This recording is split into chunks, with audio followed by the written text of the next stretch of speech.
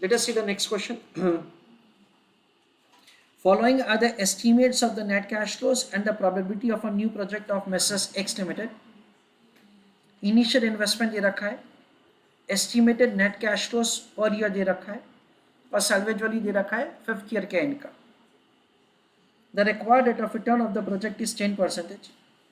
Find out. पहला question है what is the NPV of the project. Second question है what is the best case NPV and worst case NPV. What is the probability of the occurrence of the worst case if the cash flows are perfectly dependent over the time and if at all the cash flows are independent over the time. Standard deviation, coefficient of variation, assuming let's say there are only these three stream of the cash flows which are represented by each column of the table with the given probabilities. And one more question is also there. हाँ चलो, I just request all of you to go through the question, फिर हम लोग discuss करते हैं कि कैसे करने का. तो पहला क्वेश्चन पूछा है जिसमें हमको पूछा है that say you required to make the calculation of NPV of the project. That is the first question. चलो हाँ, तो फर्स्ट वाला क्वेश्चन कौन सी मेथड से करना है, एक्सपेक्टेड कैश फ्लो मेथड से या एक्सपेक्टेड एनपीवी मेथड से. आप बोलो वैसा करते हैं. एनपीवी मेथड से करना. चलो ठीक है, right on answer. Method number 1 उसमें लिखो expected NPV method.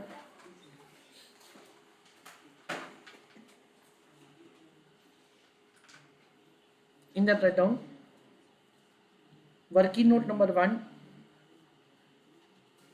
Calculation of NPV for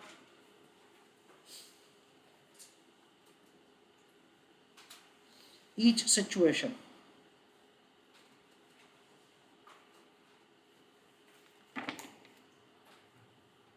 In that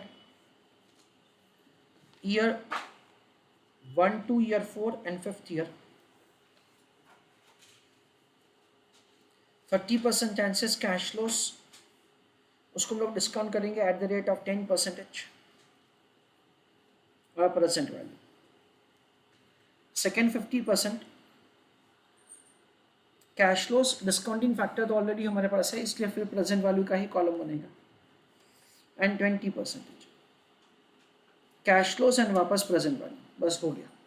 ऐसा हमको एक सिंपल छोटा सा टेबल बनाने का है. ईयर 1 टू ईयर 4 का रिकरिंग कैश फ्लो कितना होगा, 1 लाख होगा. लास्ट ईयर में क्या होगा, 20,000 एक्स्ट्रा मिलेगा. तो 1 लाख प्लस 20,000. देखो तो ईयर 1 टू ईयर 4 का फैक्टर समेशन बताइए ना मुझे.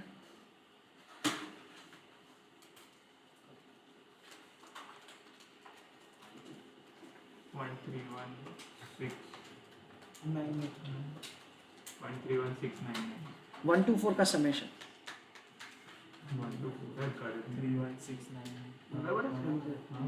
कितना बोला,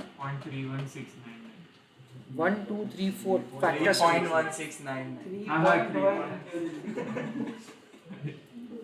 3.1699. ओके, और लास्ट ईयर का बताइए ना बेटा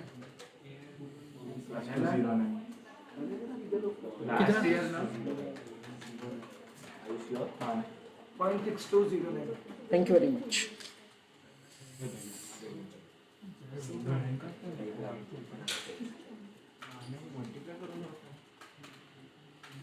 चलो कोई बात नहीं, मैं कर लेता हूँ अभी आगे का आंसर.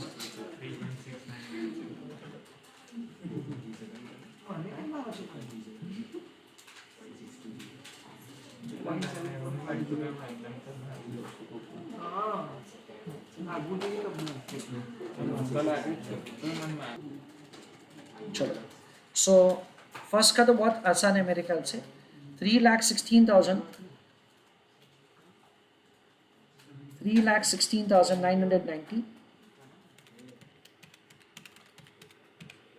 74,508.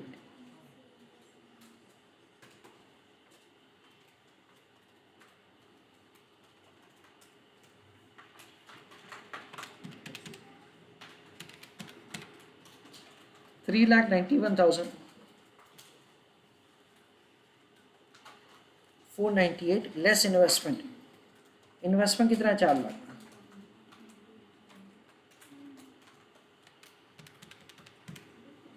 So 8,502.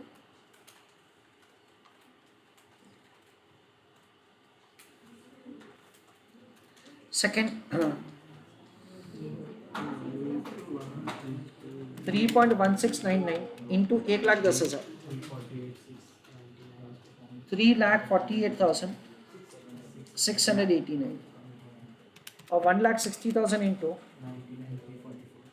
0.6209. 99,000.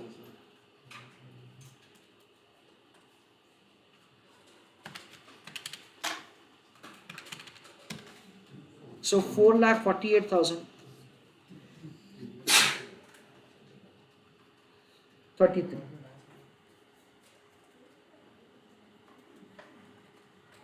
minus 4 लाख का investment. So 48,033.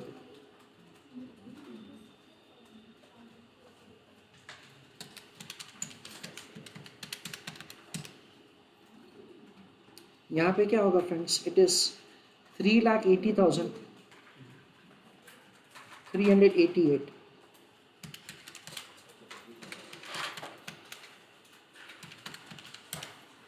1,11,762.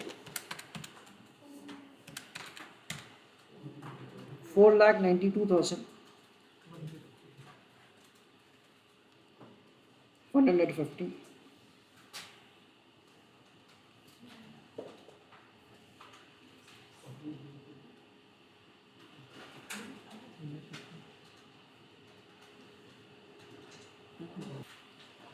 Chalo.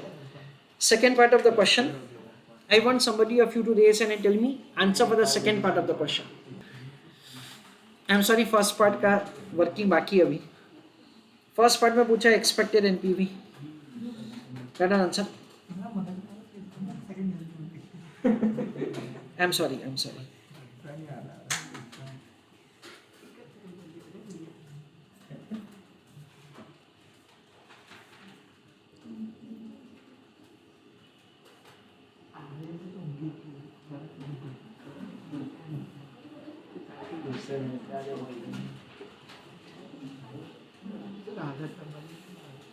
$8,502 negative, 48,033 positive,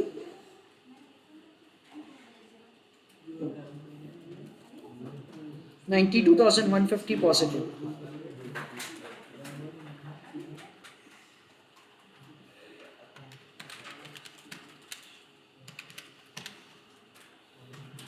So 2,550.6.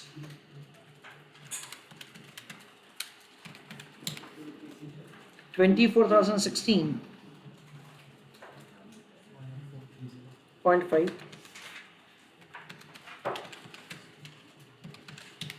Last में 18,430. So 39,895.9.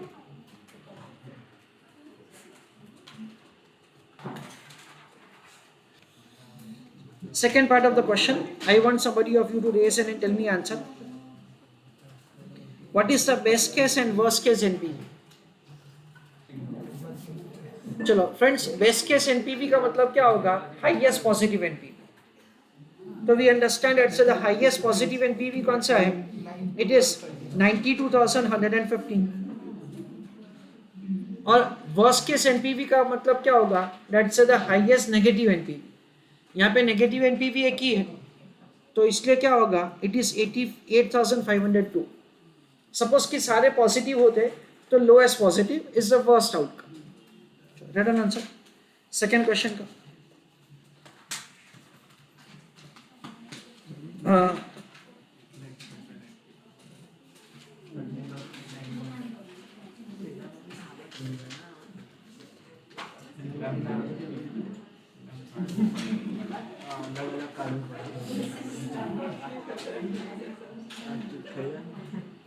10 बेस्ट केस एनपीवी होगा 92,150 और वर्स्ट केस होगा 8,502. चलो get down the answer. Third question में ये पूछा है what is the probability of the occurrence of the worst case, यानी कि ये वाला case worst case, cash flows are perfectly dependent over the time and the cash flows are independent over the time. यानी if at all r is equal to 0 and if r is equal to 1, तो question ये पूछा है let's say the worst outcome का probability क्या होगा.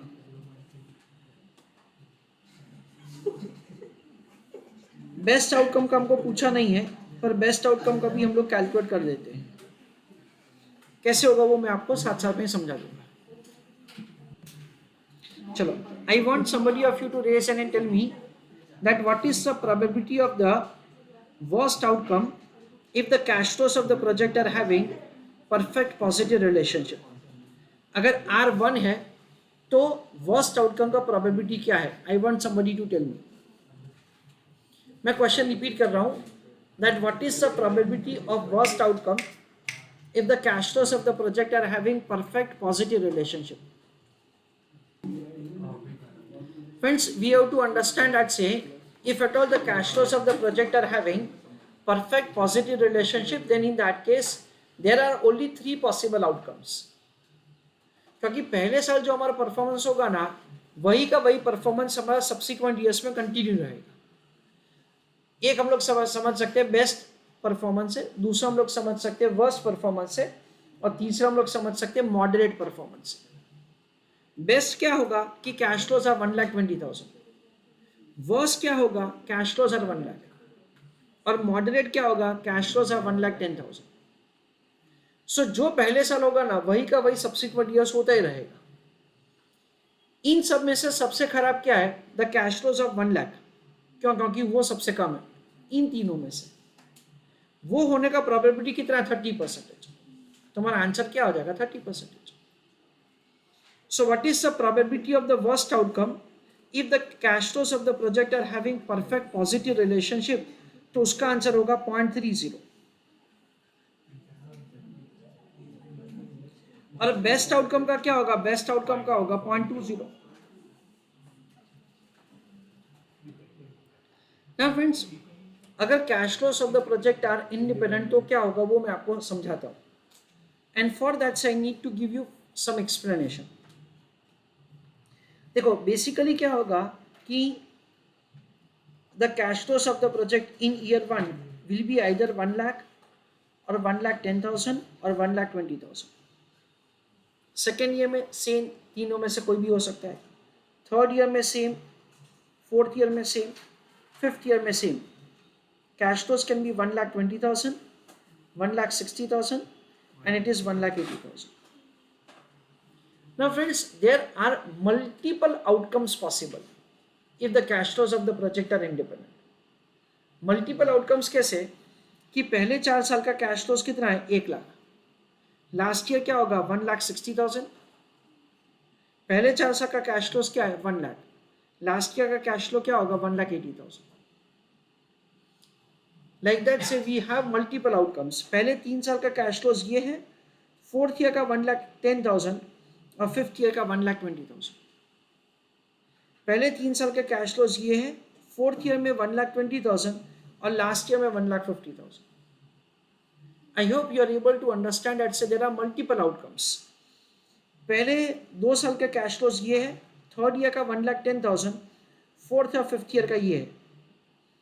पहले 2 साल का कैश फ्लोज ये है, उसके बाद 1,10,000, उसके बाद 1 लाख और उसके बाद 1,60,000 है ना. When R is equal to 0 तो सब्सिक्वेंट ईयर का परफॉर्मेंस क्या होगा वो अगले साल के परफॉर्मेंस के ऊपर डिपेंड नहीं करता है.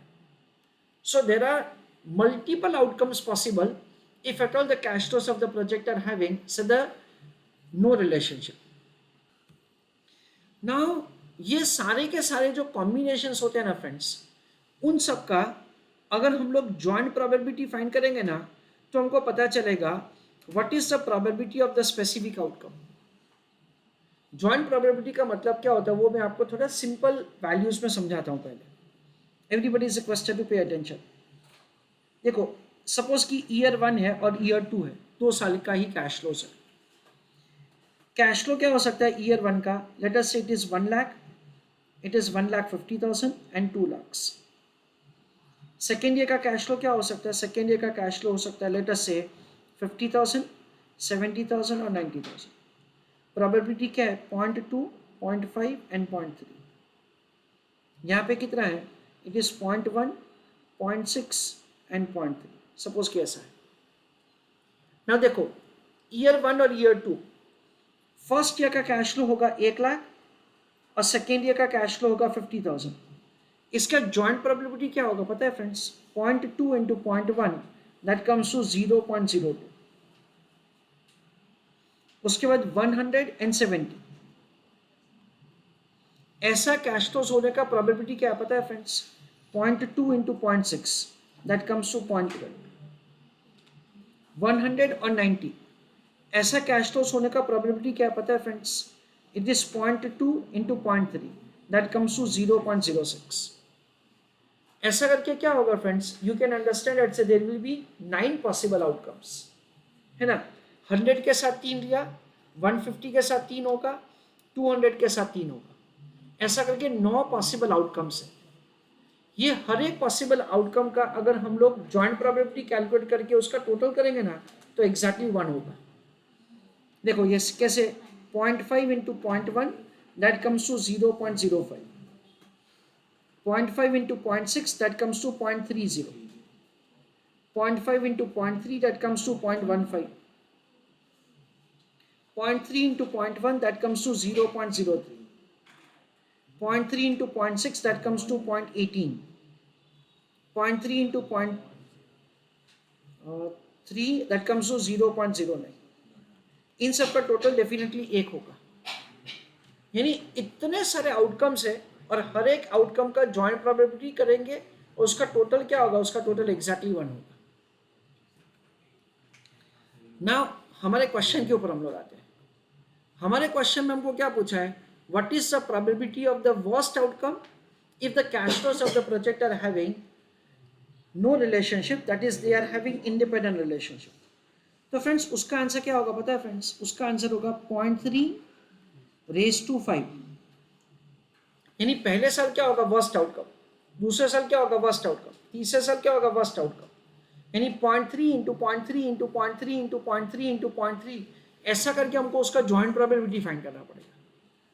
सो 0.3 इंटू 2, 3, 4, 5 दैट कम्स टू 0.00243। और बेस्ट आउटकम पूछा होता तो हमको 0.20 raised to 5, 2, 3, 4, 5 that comes to 0.00032। So this is what's the probability for the worst outcome and best outcome. So let us see.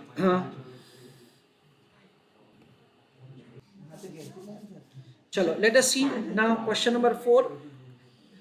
Calculate the standard deviation, है ना, standard deviation। और क्या दे रखा हमको, coefficient of variation. Coefficient of variation का मतलब क्या होता है, risk per unit of return. उसका कैलकुलेशन कैसे होता है, उसका कैलकुलेशन होता है standard deviation upon NPV. Assuming that say there are only 3 streams of the cash flows which are represented by each column of the table within the given probabilities। मुझे आप लोगों से ये पूछना है कि ये क्वेश्चन में हमको कैश फ्लोज का कैसा रिलेशनशिप दे रखा है, 0 दे रखा है, 1 दे रखा है, या 0 to 1 दे रखा है। Friends, over here it has been provided to us indirectly that the cash flows of the project are having perfect positive relationship। क्यों, क्योंकि क्या दे रखा है हमको, there are only 3 stream of the cash flows। या तो हर साल क्या होगा 1 लाख ही मिलेगा, या तो हर साल क्या 1,10,000 ही मिलेगा, या तो क्या मिलेगा 1,20,000 ही मिलेगा। So there are only 3 possible outcomes. इसलिए क्या हुआ, R is equal to 1। Clear, रुद्र ख्याल आवे या वापस समझो। ओके तो we understand it's over here हमको 3 stream of the cash flow से रखा है। तो हम लोग यहाँ पे क्या कर सकते हैं, we can do working like this standard deviation के लिए। I request everybody to pay attention. Calculation of standard deviation of NPV, उसका कैलकुलेशन कैसे होगा? Column number 1 is a probability, column number 2 is NPV जिसको मैं एक्स वेरिएबल असाइन कर रहा हूँ, प्रोबेबिलिटी इंटू एक्स, तो हमारे पास क्या आ जाएगा, एक्स बार आ जाएगा जो हमने कोइंसिडेंटली ऑलरेडी करके रखा है। उसके बाद हम लोग क्या करेंगे, एक्स माइनस एक्स बार, उसके बाद हम लोग क्या करेंगे, एक्स माइनस एक्स बार का स्क्वायर और उसको प्रोबेबिलिटी से मल्टीप्लाई करके उसका समेशन करेंगे। उसका समेशन क्या हो जाएगा, वेरिएंस हो जाएगा, और वेरिएंस का अंडर रूट करके क्या करेंगे, standard deviation. I request all of you to write down answer along with me. Column number 1 probability 0.30, 0.50, 0.20. Would you please tell me that से पहले का हमारा एनपी 850, फर्स्ट का नेगेटिव, सेकेंड का 48033, थर्ड का 92150,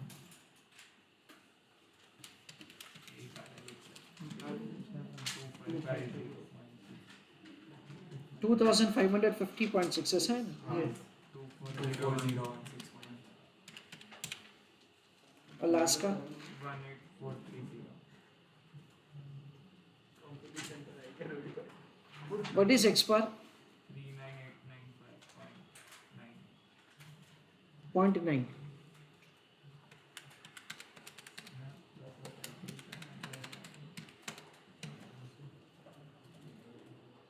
(8502) negative minus mean value, so that comes to 48,397.9. Minus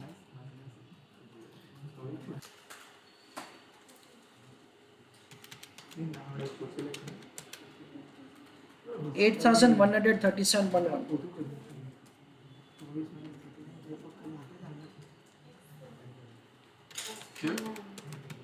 Choice के 48.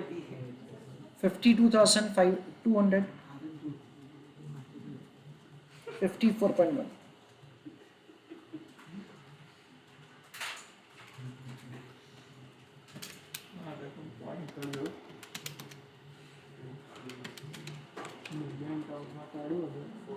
So 546.09.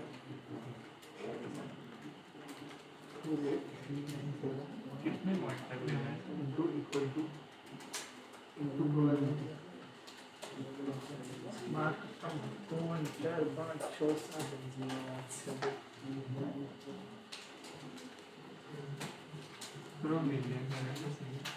इसमें million नहीं रहते क्योंकि ऑलरेडी वैल्यूज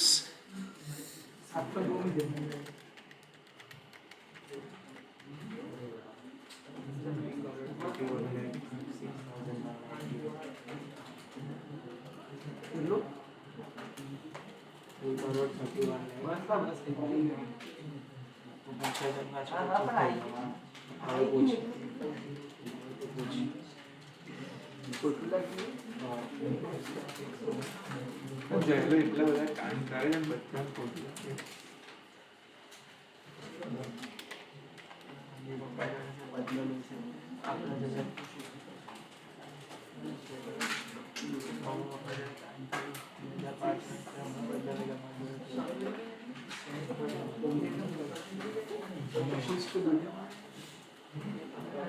દુઃખી કરીને સુખ ના કહેવાય 128,114,088.128,114,088.8 એનો રૂટ 35,803.7.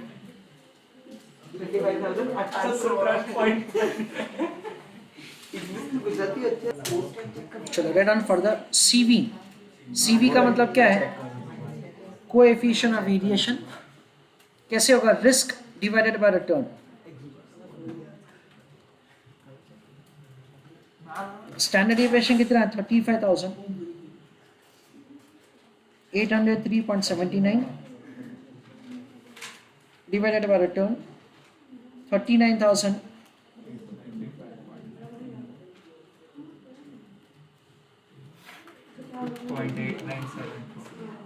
0.8974।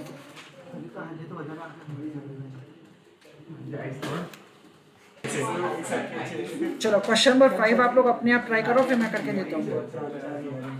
क्वेश्चन नंबर 5 अपने आप ट्राई करो, फिर मैं करके देता हूँ। Now friends, before I proceed for the question number 5, fourth question में एक छोटा सा पॉइंट है, वो मैं आप सबको बता देता हूँ। क्वेश्चन नंबर 4 में the way we have done it, उसके अलावा हम लोग क्या कर सकते थे, उसके अलावा हम लोग ऐसा कर सकते थे कि हम लोग ईयर 1 का, चलो ईयर 1 का जो कैश फ्लोज दे रखा है, ईयर 1 का कैश फ्लोज क्या दे रखा है, 30% चांसेस, 50% चांसेस और 20% चांसेस। कैश फ्लो है 1 लाख, 1,10,000, 1,20,000। उसका हम लोग एक्स पर का कैलकुलेशन करेंगे, उसके बाद एक्स माइनस एक्स पर का कैलकुलेशन करेंगे, एक्स माइनस एक्स पर का स्क्वायर करेंगे, उसका प्रोबेबिलिटी से मल्टीप्लाई करेंगे, तो अपने पास क्या आ जाएगा, ईयर 1 का वेरिएंस आ जाएगा। ईयर 1 के वेरिएंस को हम लोग रूट करेंगे तो हमारे पास क्या आ जाएगा, स्टैंडर्ड डिविएशन ऑफ ईयर 1 का कैश फ्लोज आ जाएगा। जो ईयर 1 का स्टैंडर्ड डिविएशन है वही सेकेंड ईयर का है, वही थर्ड ईयर का, वही फोर्थ ईयर का है। ईयर 5 का स्टैंडर्ड डिविएशन से अलग निकालना पड़ेगा, क्यों, क्योंकि ईयर 5 का कैश फ्लो थोड़ा अलग हो जाएगा। ये जो सारे हमारे ईयर 1 टू ईयर 5 के स्टैंडर्ड डिविएशन है, उसको हम लोग प्रेजेंट वैल्यू टर्म में डिस्काउंट करेंगे। That is year 1 two year 4 and year 5, ये इंडिविजुअल स्टैंडर्ड डिविएशन को हम लोग 10% से डिस्काउंट करके प्रेजेंट वैल्यू टर्म में standard deviation of the project करेंगे। तो ये वाला आंसर जो है ना, वो एग्जैक्टली ये वाला आंसर आ जाएगा। That is also the way we can calculate the standard deviation of the project, as the cash flows of the project are having perfect positive relationship. Now one more important point which I want to add further. Suppose ये question में ऐसा दे रखा होता कि cash flows of the project are having independent relationship, then in that case ये first वाला method almost impossible है, क्योंकि there are huge number of the possible outcomes that we have. तो अगर cash flows of the project are having independent relationship, तो उस case में हमको क्या करना पड़ता, ईयर 1 टू ईयर 4 और ईयर 5 का भी हमको सबसे पहले वेरिएंस का कैलकुलेशन करना पड़ता। जो भी वेरिएंस का कैलकुलेशन होता, ईयर 1 के वेरिएंस को सेकेंड ईयर के फैक्टर से डिस्काउंट करेंगे, ईयर 2 के वेरिएंस को फोर्थ ईयर के फैक्टर से, ईयर 3 के वेरिएंस को ईयर 6 के फैक्टर से। ऐसा करके सबसे पहले वेरिएंस ऑफ द प्रोजेक्ट करना पड़ता, उसका अंडर रूट करके standard deviation of the project होता। तो जब cash flows of the project are having perfect positive relationship, तो उस केस में you have basically 2 methods by which you can compute the standard deviation, एक टेबल मेथड से, दूसरा फॉर्मूला मेथड से। If cash flows of the project are having independent relationship, तो table वाला method तो ऑलमोस्ट इम्पॉसिबल है, of course computer से या एक्सेल शीट में कर सकते हैं, पर वैसे करना मुश्किल है। तो उस केस में फॉर्मूला मेथड ही हमको यूज करना पड़ेगा। चलो आखिरी क्वेश्चन, क्वेश्चन नंबर 5। चलो, anybody got answer of the question number 5? Let us read the question. CV of X Limited on its average project is in the range of 0.95 to 1. देखो question में क्या दे रखा है, हमारा ऑन एन एवरेज प्रोजेक्ट्स का CV 0.95 और 1 के बीच में रहता है, यानी अपना रिस्क क्या रहता है ना, वो हमको दे रखा है। यूजुअली हमारा रिस्क ये रेंज में रहता है। If the CV of the project is found to be, highlight the portion, less risky than average. तो अगर कोई अगर कोई प्रोजेक्ट का रिस्क उससे भी कम है, 100 बेसिस पॉइंट्स, यानी क्या हुआ, 1%, deducted from the companies cost of capital, ये वाला प्रोजेक्ट जो है उसका CV 0.95 से कम है, हाँ कम है। सो हमारा नॉर्मल कॉस्ट ऑफ कैपिटल क्या है, 10 में से 1 डिडक्ट करो, कितना हो जाएगा, 9। तो ये प्रोजेक्ट को हमें 9% से इवैल्यूएट करना है। We understand logically like this that 10% के ऊपर NPV पॉजिटिव है, तो 9% पे भी पॉजिटिव ही होगा, रादर एनपीवी क्या होगा, बढ़ जाएगा, और उस केस में हम लोग क्या बोलेंगे, प्रोजेक्ट को एक्सेप्ट करना चाहिए. So over here basically directly straight answer हम लोग दे सकते हैं, पर एग्जामिनेशन में हमको क्या करना है, we are required to find the revise NPV for the purpose of decision making. तो ऐसा करके हम लोग यहाँ पे लास्ट क्वेश्चन में वापस एनपीवी का कैलकुलेशन करेंगे using 9% cost of capital. As a student you may have a question कि सर सपोज कि सीवी हमारा होता फॉर एग्जांपल एक से ज्यादा, तो क्या करने का. भाई देखो उस केस में ना हमको क्वेश्चन में क्लेरिफिकेशन दे रखा होगा कि आपको क्या करने का है. Right now there is no such clarification, neither that kind of the situation is here, so I avoid discussing that situation. चलो write down answer of the question. Since coefficient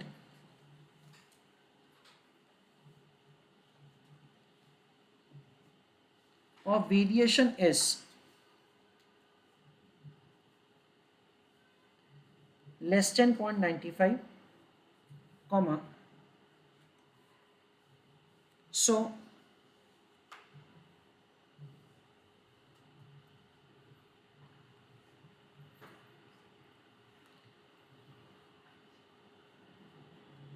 risk of the project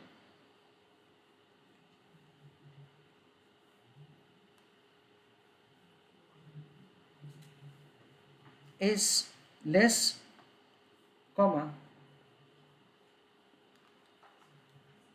hence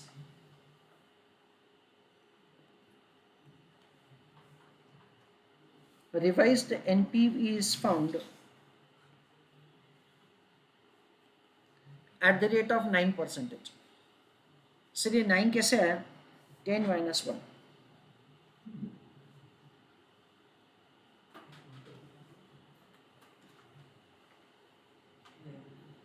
Calculation of NPV.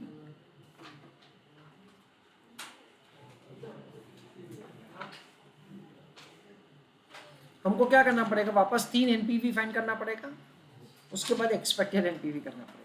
ऐसा छोटा सा working हमने पहले भी किया है, वही हमको वापस करना पड़ेगा.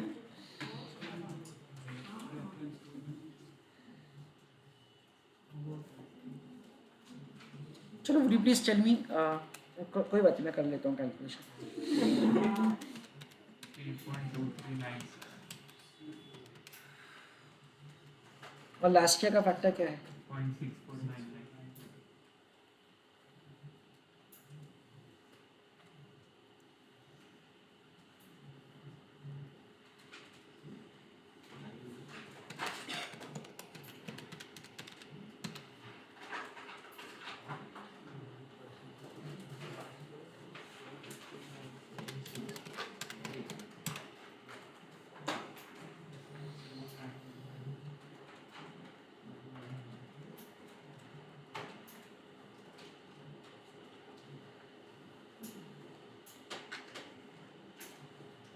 देखो वर्स्ट आउटकम में भी एनपीवी पॉजिटिव हो गया.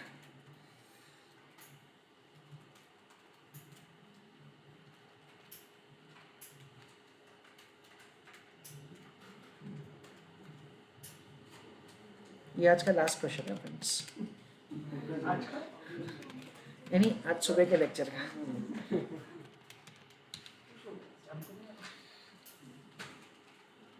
और सॉरी आज सुबह लेक्चर शुरू करना थोड़ा लेट हो गया मुझसे.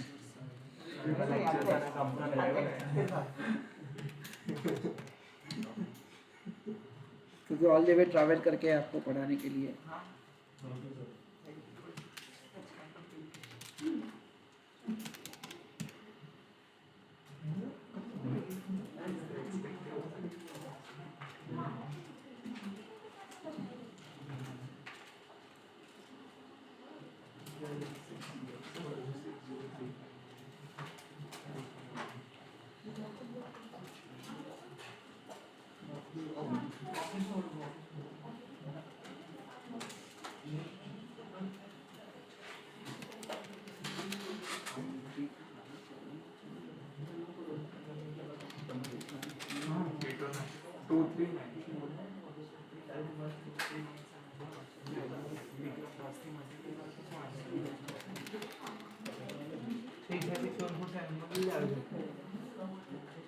6 3 6 7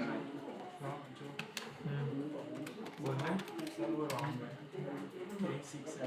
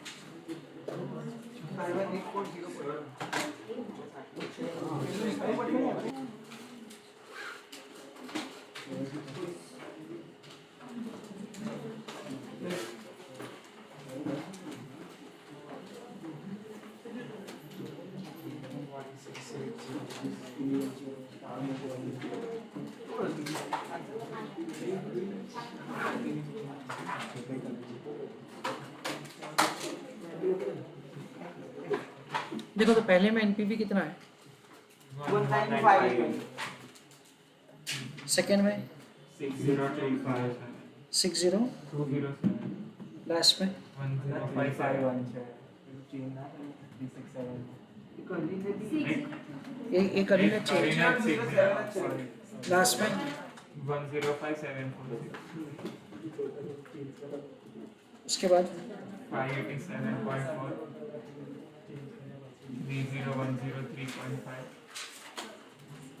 21149.2 पॉइंट 2 51840.1 ऐसा।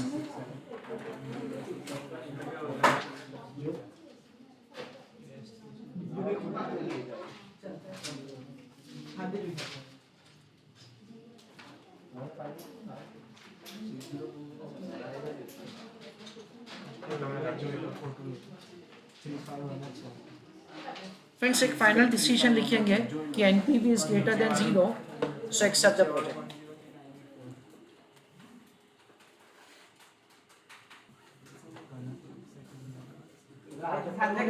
पूरा